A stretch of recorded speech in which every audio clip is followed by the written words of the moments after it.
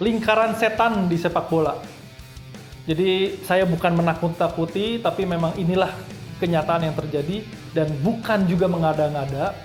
Namun memang seperti inilah keadaannya. Jadi untuk kawan-kawan yang mungkin belum terbuka pemikirannya atau mungkin belum terbuka mata dan telinganya, inilah lingkaran setan di sepak bola.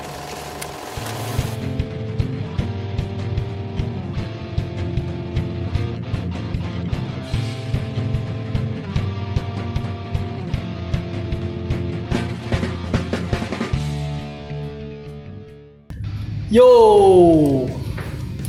ini jadi kali ini kita ngebahas tweet saya beberapa waktu yang lalu karena ada beberapa kawan-kawan yang memang kayaknya tampaknya gitu ya belum terlalu paham dengan tweet yang saya buat karena memang dalam beberapa kasus, dalam beberapa hal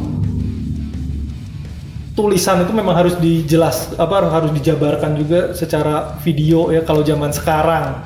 Kalau zaman dulu sih mungkin orang hanya dengan baca buku aja udah bisa paham, tapi kalau anak muda zaman sekarang kayaknya lebih seneng lihat video kayaknya daripada baca buku ya. Jadi kalau baca tulisan itu takutnya salah kaprah segala macam, malah jadi salah nangkep atau gimana. Jadi ya nggak apa-apa lah, saya jelasin aja lewat video ya kali ini ya, mengenai tweet saya yang judulnya lingkaran setan sepak bola. Tapi sebelumnya buat kawan-kawan yang ingin tahu saya lebih lanjut, boleh subscribe, like, comment, share di channel YouTube saya ya, Albert Syedra Dratan, dan atau follow Instagram, Twitter, TikTok Albert Syedra seperti biasa ya. Ini jadi lingkaran setan sepak bola. Kenapa saya sebut lingkaran setan? Kenapa saya sebut lingkaran setan ya? Karena memang nggak ada ininya, ya lingkaran gitu, nggak ada ujungnya. Ya terus aja muter di situ. Save video ini, ya. Terus pegang omongan saya bahwa ini lingkaran dan nggak akan ada ujungnya, nggak akan ada selesainya, akan begini terus. Pegang omongan saya, ini lingkaran setan, pegang omongan saya, ini nggak akan berakhir. Ketika nanti kalian yang nonton ini ya, udah berumur 50 tahun, saya jamin lingkaran setan ini masih terus akan gini-gini aja. Pegang omongan saya. Beneran. Yang pertama nih ya, ini yang puncaknya, ini dari FIFA sendiri. FIFA ini jelas nggak akan pernah peduli, ya kan? Kenapa nggak pernah peduli? Contoh nyata. Ketika saya belum nikah, kebetulan saya dikasih rezeki, dikasih waktu, dikasih kesempatan untuk bisa datang ke beberapa stadion di Indonesia, ngikutin pertandingan tim favorit saya.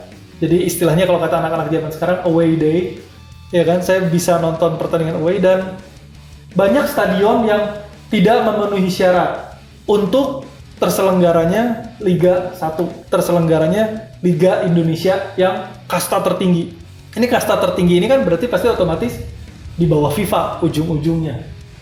Kalau FIFA memang benar-benar peduli, seharusnya dari awal mereka udah memantau.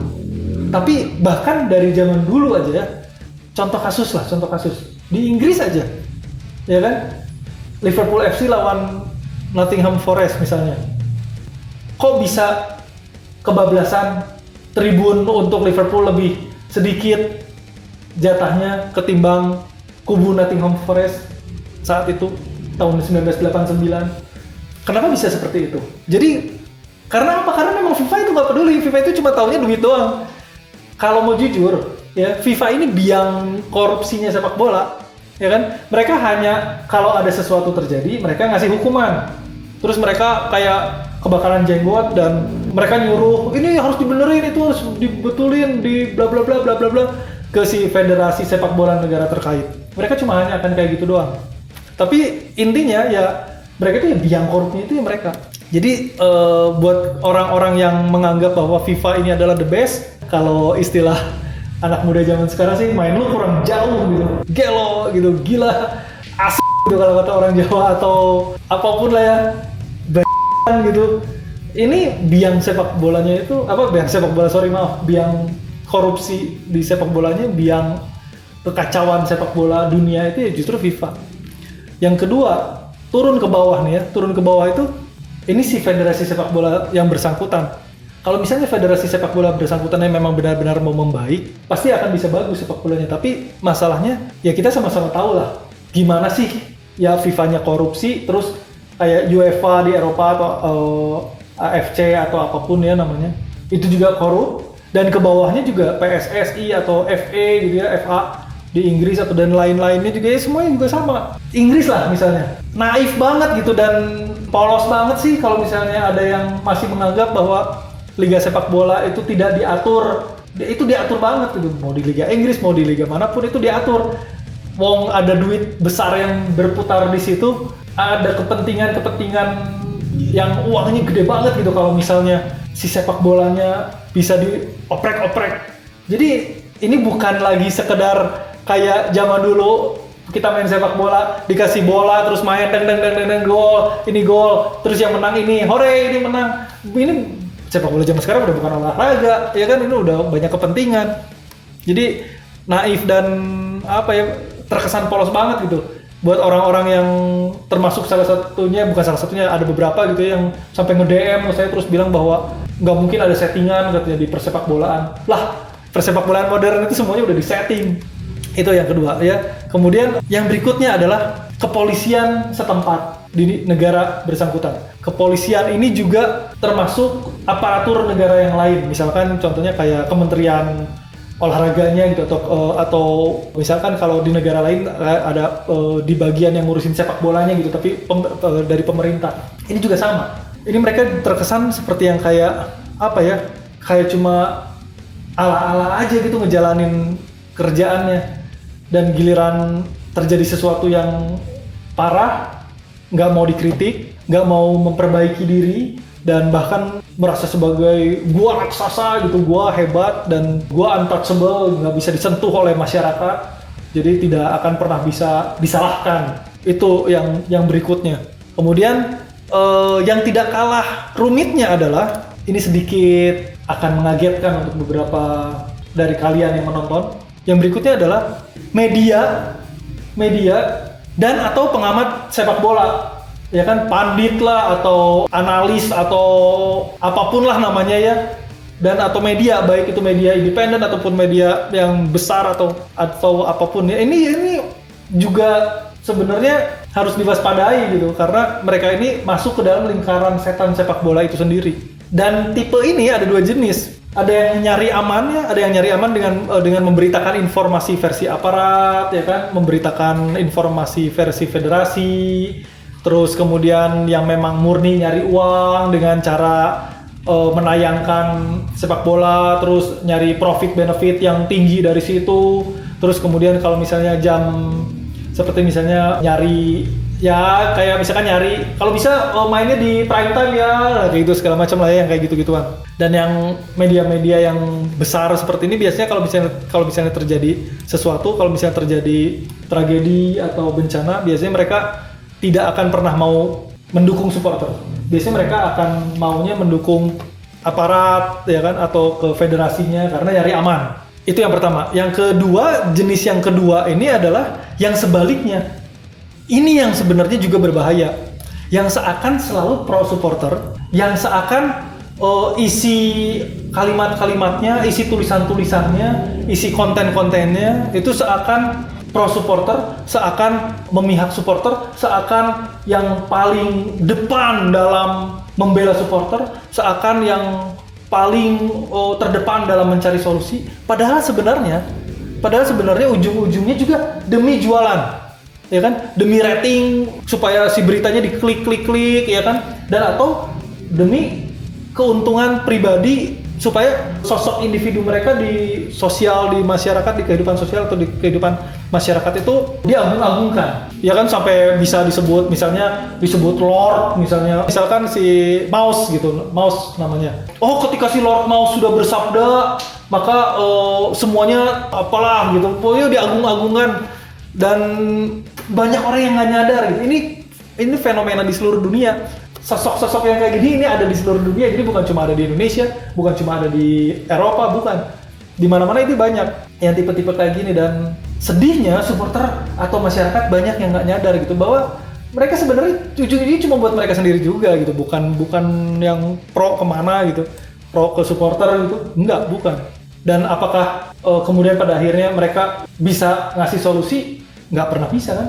Nggak pernah ada solusi yang dihasilkan gitu dari apa yang telah disabdakan oleh mereka itu.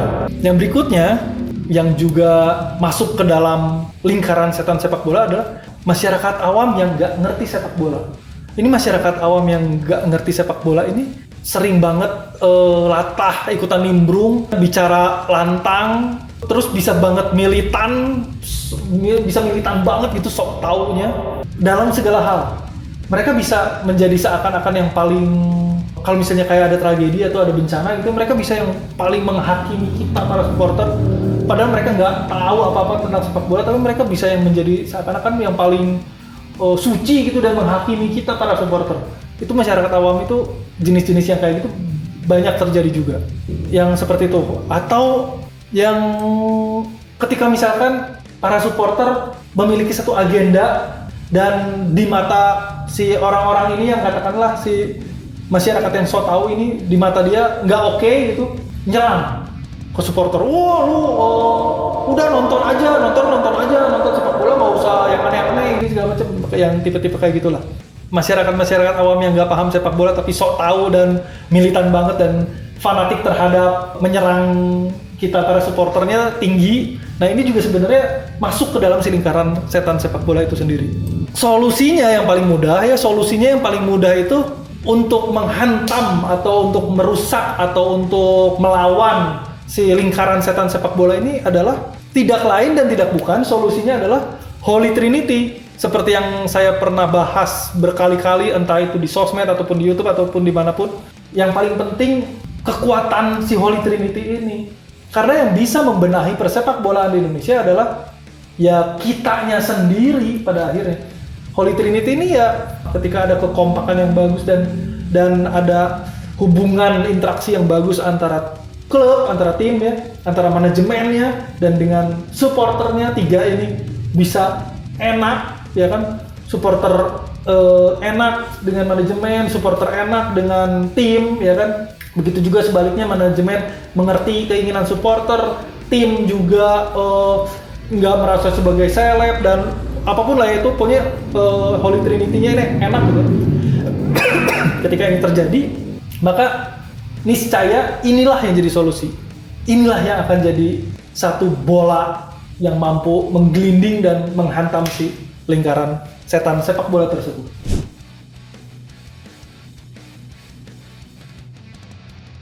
Ya jadi itu sih kalau misalnya untuk topik bahasan kali ini ya, tokoh-tokoh atau kelompok-kelompok atau siapa-siapa saja sih ya kan yang ada di lingkaran setan sepak bola itu, ya itu yang tadi saya sebutin. Jadi saya juga nggak tahu, saya juga pengen sepak bola di Indonesia dan ya di Indonesia pada khususnya ya, dan atau di persepak bolaan dunia gitu, saya juga pengen banget lah supaya nggak ada lagi tragedi, supaya nggak ada lagi bencana, supaya nggak ada lagi korupsi yang masif gitu atau apapun. Tapi ya susah sih ya, ini modern football ya gimana.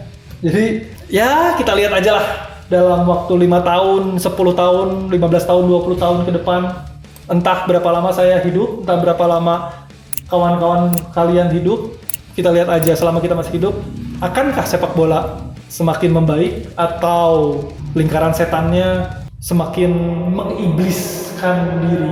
Kita lihat aja.